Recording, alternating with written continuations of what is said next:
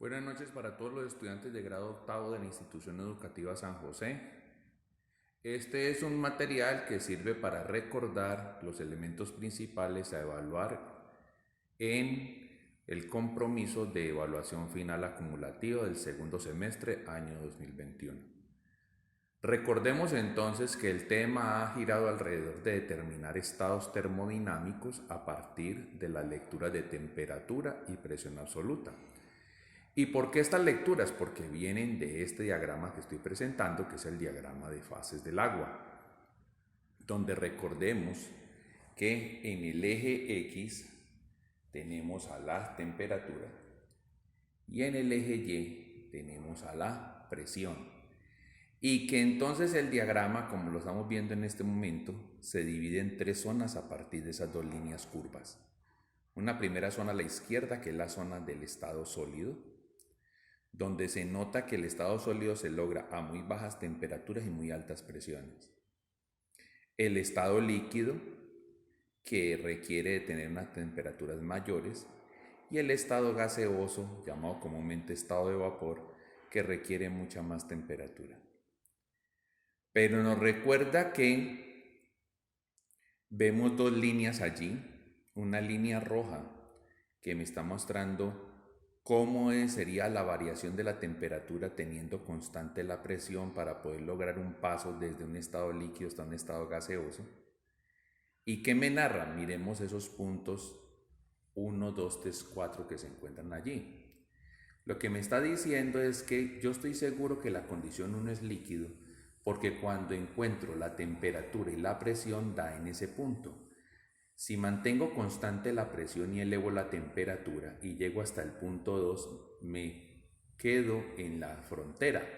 La frontera la que hemos llamado aquí curva de presión de vapor, límite entre el estado líquido y el estado de vapor. Pero en esa condición 2 todavía tenemos todo en estado líquido.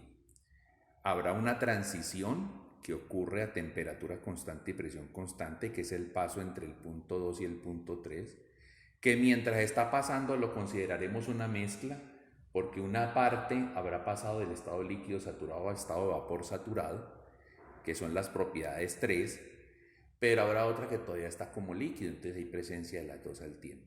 Pero cuando ya todo pasa al estado de vapor, pues entonces podremos considerar que todo se encuentra en el estado 3, o sea, al otro lado de la frontera, en estado de saturación. Y si seguimos calentando, llegaremos al punto 4, al cual hemos llamado punto de vapor sobrecalentado. Pero la otra forma de hacer el paso de líquido a vapor es manteniendo constante la temperatura, pero haciendo un descenso estrepitoso de la presión. A este tema se le llama en la industria, se le llama flasheo. Y se refiere al término flash por lo rápido que ocurre. Entonces es una variación de la presión teniendo la temperatura constante. ¿Qué se hace? Se extrae presión. ¿Y cómo se extrae presión? Así generando vacíos, es decir, succionando aire.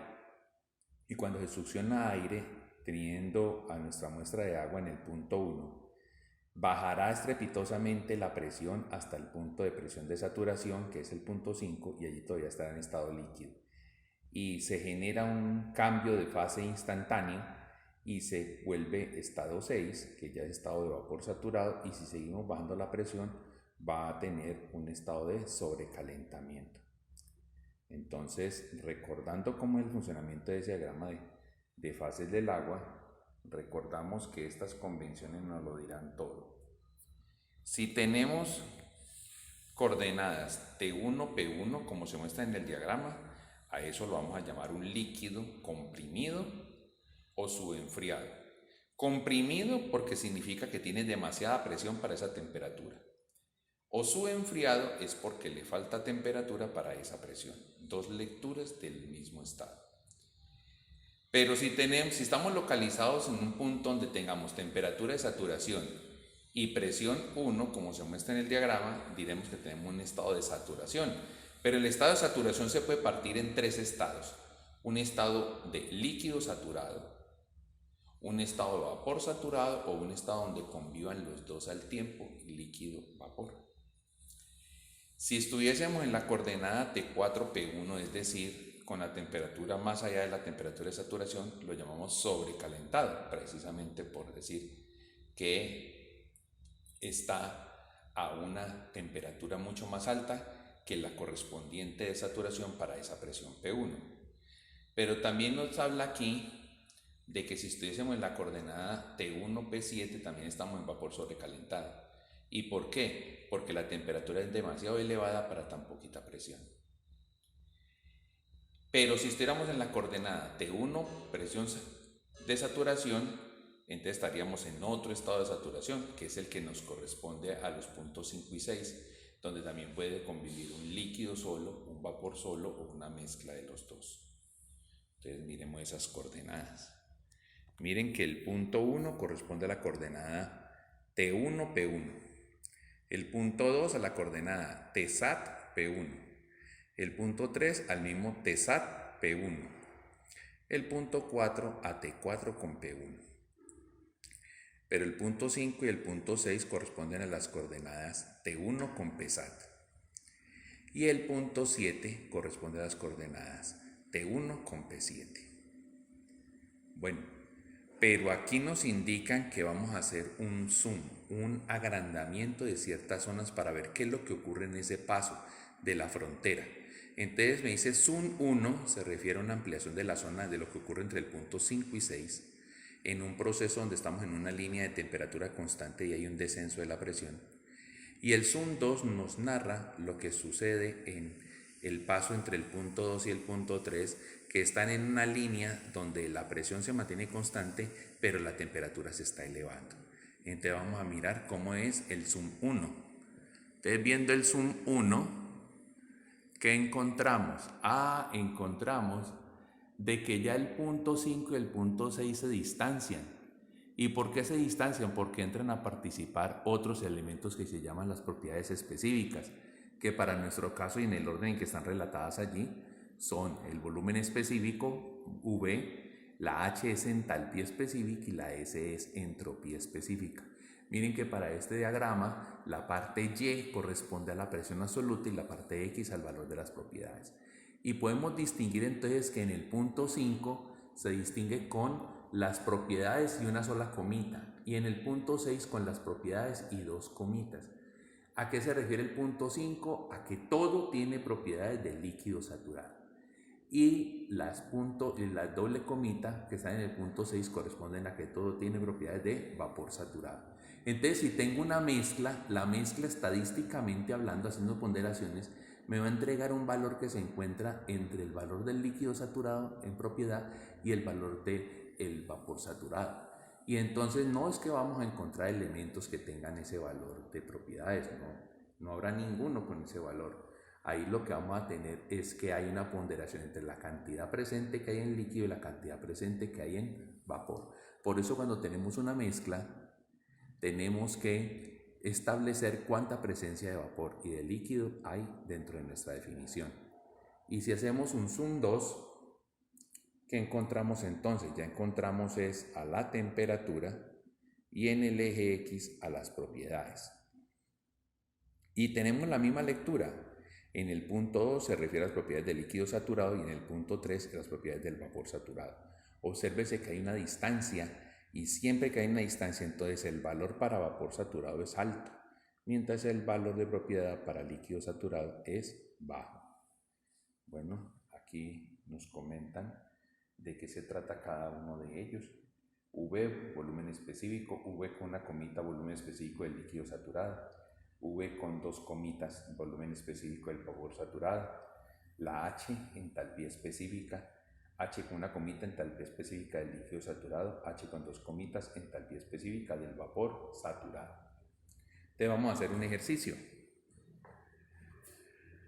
Dice por título, determinación de estados termodinámicos a partir de las lecturas de la temperatura, la presión absoluta y las propiedades específicas, sea la V, la H o la S.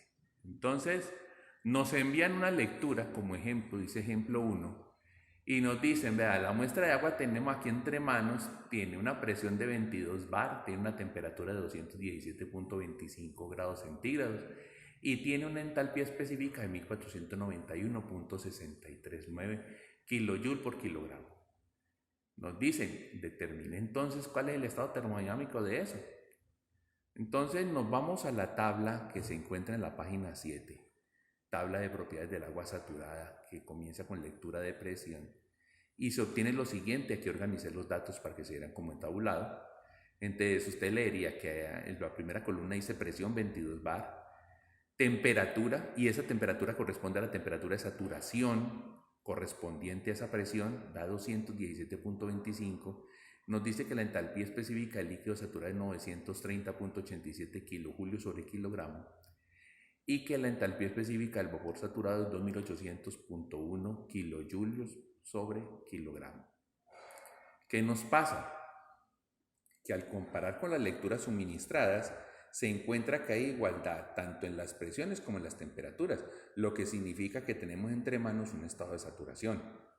De aquí en adelante se debe refinar la respuesta para determinar si eso es un líquido saturado, si es un vapor saturado o si es una mezcla saturada de líquido y vapor con cierta cantidad porcentual de presencia de vapor, a la cual vamos a llamar calidad de vapor y lo marcamos con la letra X.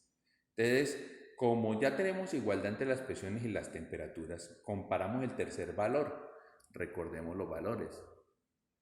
La H de la muestra es 1491.63, la H del líquido saturado es 930.87 y la H del vapor saturado es 2800.1. Cuando hacemos la comparación, miremos acá, ¿qué va a pasar? Nuestra H, que es 1491.639 kilojulios por kilogramo, es mayor que 930.87 kilojulios por kilogramo, que es la lectura que teníamos para líquido saturado.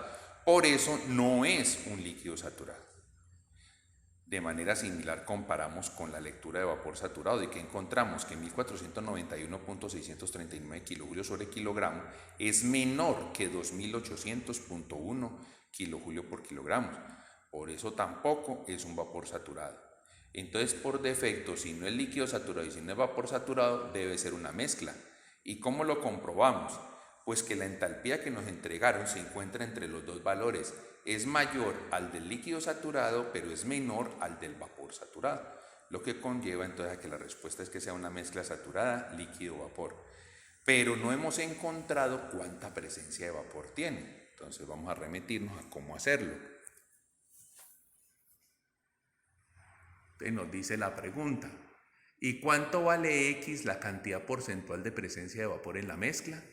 Entonces la fórmula que nos sugieren dice, entalpía de la mezcla es igual a entalpía del líquido saturado más lo resultante del producto entre la calidad del vapor X y la resta entre la lectura de vapor saturado menos la lectura de entalpía del líquido saturado.